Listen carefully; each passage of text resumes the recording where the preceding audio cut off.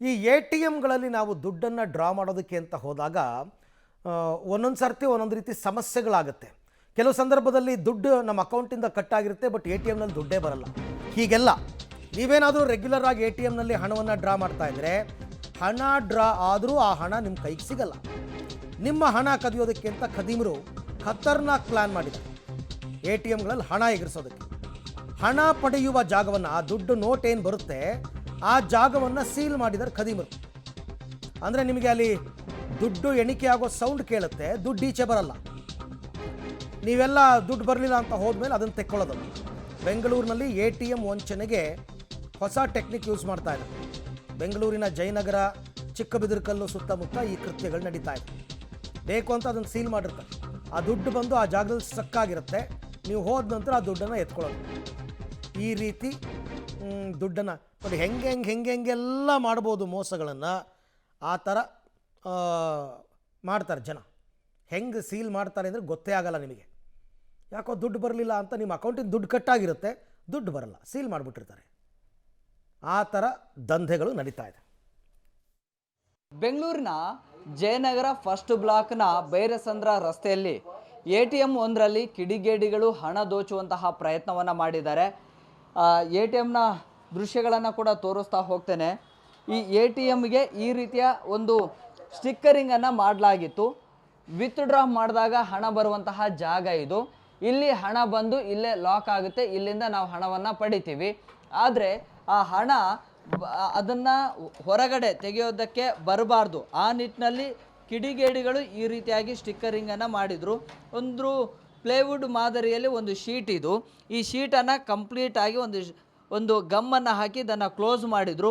ಹಣ ಬಂದಾಗ ಹಾಗೆ ಒಳಗಡೆನೆ ಉಳಿದುಕೊಳ್ಳುತ್ತೆ. ಆನಂತರ ಕಸ್ಟಮರ್ ಇಲ್ಲಿಂದ ಹೊರಗಡೆ ಹೋದ ಬಳಿಕ ಯಾರು ಈ ಪ್ಲ್ಯಾನನ್ನು ಮಾಡಿರ್ತಾರಲ್ಲ ಅವರು ಬಂದು ಇಲ್ಲಿಂದ ಹಣವನ್ನು ಕಲೆಕ್ಟ್ ಮಾಡಿಕೊಂಡು ಹೋಗ್ತಾಯಿದ್ರು. ಸೊ ಹೀಗೆ ಈ ರೀತಿಯ ಶೀಟನ್ನು ಇಲ್ಲಿ ಇದಕ್ಕೆ ಗಮ್ ಹಾಕಿ ಜೋಡಿಸಿ ಆನಂತರ ಇಲ್ಲಿಂದ ಹಣವನ್ನು ತೆಗೆದುಕೊಳ್ತಾ ಇದ್ರು. ಈ ರೀತಿಯ ಪ್ಲಾನನ್ನು ಕೂಡ ಮಾಡ್ತಾಯಿದ್ರು. ಕಳೆದ 2 ದಿನಗಳ ಹಿಂದೆ ಈ ರೀತಿಯ ಘಟನೆ ಕೂಡ ನಡೆದಿದೆ. ಜೊತೆಗೆ ಇಲ್ಲಿ 3 CCTVಗಳಿದ್ದಾವೆ. ಒಳಭಾಗದಲ್ಲಿ 2 ಇದ್ದಾವೆ, ಹೊರಗಡೆ 1 ಇದೆ.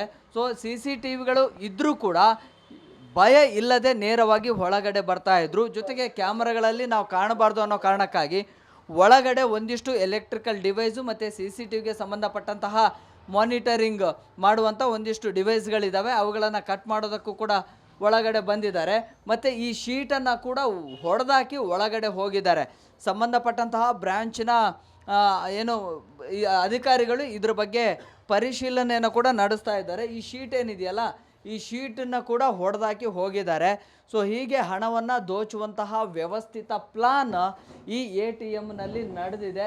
ಸೊ ಯಾರು ಬಂದಿದ್ರು, ಎಷ್ಟೊತ್ತಿಗೆ ಬಂದಿದ್ರು ಅನ್ನುವಂಥದ್ದನ್ನು ಈಗ ಬ್ರ್ಯಾಂಚಿನ ಅಧಿಕಾರಿಗಳು CCTVಗಳನ್ನು ಕೂಡ ಪರಿಶೀಲನೆಯನ್ನು ನಡೆಸ್ತಾ ಇದ್ದಾರೆ.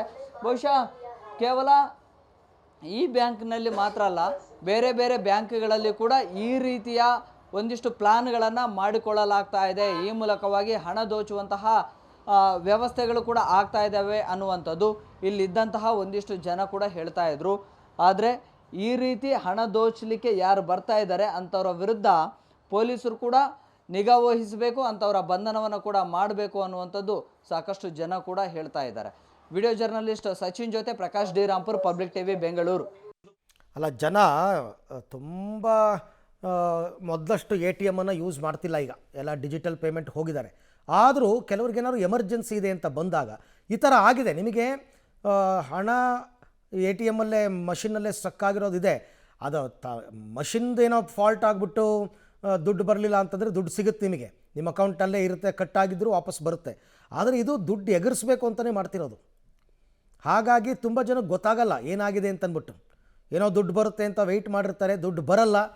ಹಾಗಾಗಿ ಯಾಕೆ ಬರಲ್ಲ ಅಂತ ನೋಡಿದಾಗ ಜನ ಕೆಲ ಕಿಡಿಗೇಡಿಗಳು ಮಾಡಿರೋ ಕೃತ್ಯ ಇದು, ದುಡ್ಡನ್ನು ಎಗರಿಸೋದಕ್ಕೆ.